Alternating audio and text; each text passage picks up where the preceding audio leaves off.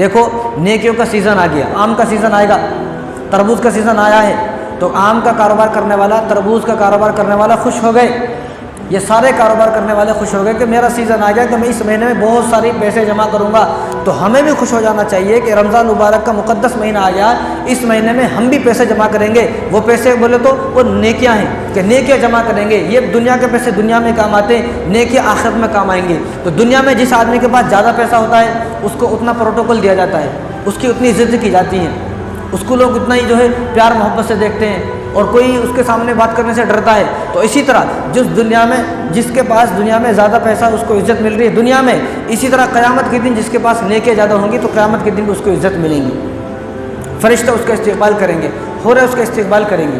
یہ ایسا ہے، اس کی مثال ایسی ہے کہ اللہ تبارک و تعالیٰ نے ہر دن کے لیے ہمیں ایک چیک بک دے دی ہے، بھئی چیک بک ہے تمہارے پاس۔ اگر کسی آدمی کو چیک بک مل جائے، کسی آدمی کو چیک بک مل جائے، بھئی یہ چیک بک ہے، میں نے اس میں سائن کر دیے، آپ جتنے پیسے چاہے بھر لیں اس میں اور نکال لیں، جتنے پیسے بھر لیں نکال لیں۔ تو بہت سارے خوش نصیب وہ لوگ ہوں گے جو اس مہینے میں چیک بک مل گئی ہے، لیکن وہ ہر دن اتنے نیک اعمال کریں گے کہ ملین اور بلین اپنے پیسے لکھ لیں گے، ملین اور بلین نیکیاں لکھ لیں گے۔ اور بد نصیب ایسے ہوں گے کہ چیک تو ملا لیکن 1 روپیہ بھی اس میں نہیں لکھ سکے۔ تو اسی طرح ہمیں ایک چیک بک مل گئی ہے کہ ہم ہر دن اتنے نیک کام کریں، اتنے نیک کام کریں کہ قیامت کے دن ہمارا رجسٹر نیکیوں سے بھر جائے۔ جس طرح تاجر خوش ہو جاتا ہے نیکی کا سیزن آنے سے، تو ہمارا بھی نیکی جمع کرنے کا سیزن آ گیا ہے، تو ہمیں بھی اب اللہ کو راضی کرنا ہے، جنت کو حاصل کرنا ہے، جہنم سے نجات پا لینے کا ہے، اور اللہ کو خوش کر لینا کہ اللہ کو پا لینا ہے۔ اسی طرح مسند احمد کی روایت ہے، بنو خزاعہ کے 2 لوگ رسول اللہ صلی اللہ علیہ وسلم کے پاس آئے، دونوں نے ایک ساتھ ایمان قبول کیا، دونوں نے ایک ساتھ کلمہ پڑھا۔ اب ان دونوں کی وفات ہو گئی، ایک کی وفات پہلے ہوئی، ایک کی وفات کس طرح ہوئی کہ ایک میدان جنگ میں شہید ہو گئے۔ دونوں نے اسلام ایک ساتھ قبول کیا، ایک ساتھ آئے بنو خزاعہ کے آپ صلی اللہ علیہ وسلم کے پاس۔ اب ایک شہید ہو گئی جنگ میں، اور شہید کا مرتبہ تو یہ ہے کہ اس کا خون زمین پر گرنے سے پہلے جنت میں پہنچ جاتا ہے، اللہ تعالیٰ اس کی مغفرت فرما دیتے ہیں۔ ایک وہ آدمی ہے جو شہید ہو گیا۔ اب ایک آدمی جو دونوں ساتھ ایمان لائے، اب ایک آدمی وہ ہے کہ جو 1 سال کے بعد اپنے بستر پر جس کا انتقال ہوا، اپنے بستر پر وفات ہوئی، نہ وہ شہید ہوا، نہ وہ جنگ میں گیا، نہ اس کو کوئی بیماری آئی، وہ ٹھیک ٹھاک اپنے بستر پر اس کی وفات ہوئی۔ تو طلحہ بن عبید اللہ صحابی ہیں، انہوں نے خواب دیکھا، انہوں نے خواب میں دیکھا کہ جس آدمی کا انتقال 1 سال کے بعد ہوا ہے وہ جنت میں ہے، اور جس آدمی کا انتقال، جو آدمی شہید ہوا ہے اور 1 سال پہلے جن کا انتقال ہوا ہے، جو شہید، جن کو شہادت کا اتنا بڑا مرتبہ ملا، وہ جنت کے باہر کھڑے ہوئے ہیں، جو شہید ہوئے جنت کے باہر کھڑے ہوئے ہیں، اور جو کل جن کی وفات ہوئی ہے 1 سال کے بعد ان سے وفات ہوئی، وہ جنت کے اندر، جنت کے جو ہے بڑے درجات میں ہیں اور جنت کے محل میں اندر بیٹھے ہوئے ہیں۔ انہوں نے یہ خواب دیکھا۔ اب خواب جب دیکھا تو آنکھ کھلی، صبح حضور کے پاس آئے، یا رسول اللہ میں نے ان 2 بھائیوں کے بارے میں، ان 2 لوگوں کے بارے میں یہ خواب دیکھا ہے۔ تو حضور نے جب اس خواب کو سنا تو حضور صلی اللہ علیہ وسلم مسکرائے، اور اتنے مسکرائے کہ آپ صلی اللہ علیہ وسلم کے دندان مبارک، دانت مبارک نظر آنے لگے، اتنا مسکرائے۔ تو حضور صلی اللہ علیہ وسلم ارشاد فرمایا کہ طلحہ اس بات پر تعجب کرنے کی ضرورت نہیں ہے، اس بات پر تعجب کرنے کی ضرورت نہیں ہے، یہ بات کوئی تعجب کی بات نہیں ہے۔ کیوں یا رسول اللہ، یہ تو بڑی تعجب کی بات ہے۔ حضور نے فرمایا کہ تعجب کی بات نہیں ہے، آپ نے دیکھا نہیں کہ جس آدمی کا انتقال کل ہوا ہے 1 سال کے بعد ہوا، آپ نے دیکھا نہیں کہ اس کو 1 رمضان زیادہ ملا، 1 رمضان زیادہ ملنے کی وجہ سے اس کی نیکیاں بڑھ گئی، اس کی نیکیاں اتنی زیادہ بڑھ گئی کہ شہید بھی اس سے پیچھے ہو گیا۔ اس کی نیکیاں زیادہ بڑھنے کی وجہ سے شہید سے اوپر اس کا درجہ ہے، شہید سے پہلے جنت میں داخل ہو گیا۔ تو ہمیں بھی ایک موقع اور مل گیا ہے، جو ہم سے پہلے رمضان سے پہلے کتنے سارے لوگ وفات ہو گئے، وہ اس درجے کو نہیں پا سکتے جس درجے کو ہم لوگ پا سکتے ہیں۔ جنت میں جو درجہ ہم لوگ پا سکتے ہیں وہ نہیں پا سکتے۔ اور رمضان کیوں آتا ہے؟ رمضان کیوں آتا ہے؟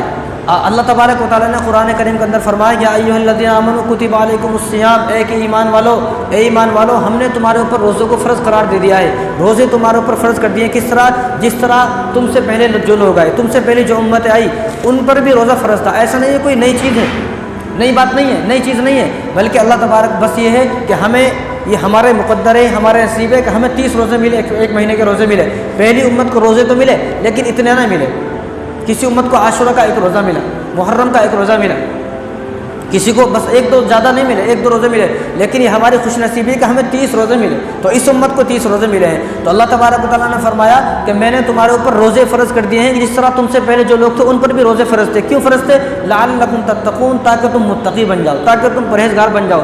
کیا مطلب؟ تاکہ تمہیں گناہوں سے نفرت ہو جائے۔ آدمی متقی بنے گا، تقویٰ اس کے اندر آئے گا تو گناہ نہیں کرے گا آدمی، گناہوں سے نفرت ہو جائے گی۔ متقی بنے گا تو نماز پڑھنے کو دل کرے گا، متقی بنے گا تو روزہ رکھنا آسان ہو جائے گا، متقی بنے گا تو نماز پڑھنا آسان، مسجد میں آنا آسان، زکوٰۃ دینا آسان، فطرہ دینا آسان۔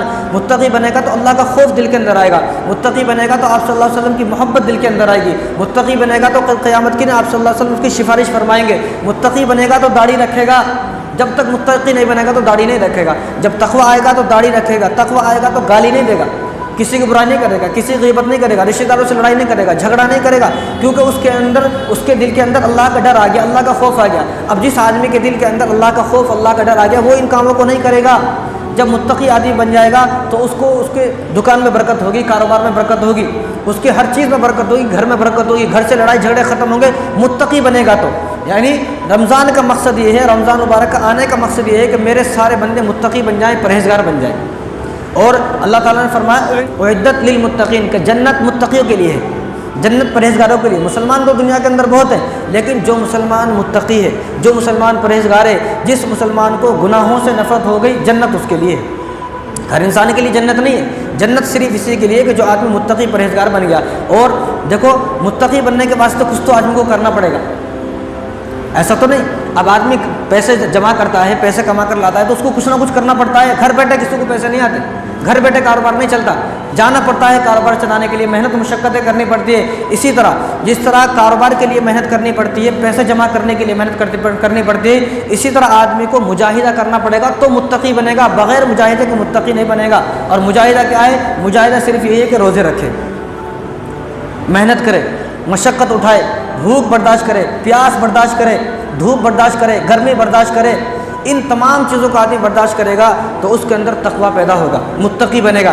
جب متقی بنے گا تو گناہوں سے نفرت ہوگی اور نیک اعمال کرنے کو دل کرے گا، اور جو آدمی جتنے زیادہ نیک اعمال کرے گا اتنا ہی جلدی جنت میں پہنچ جائے گا۔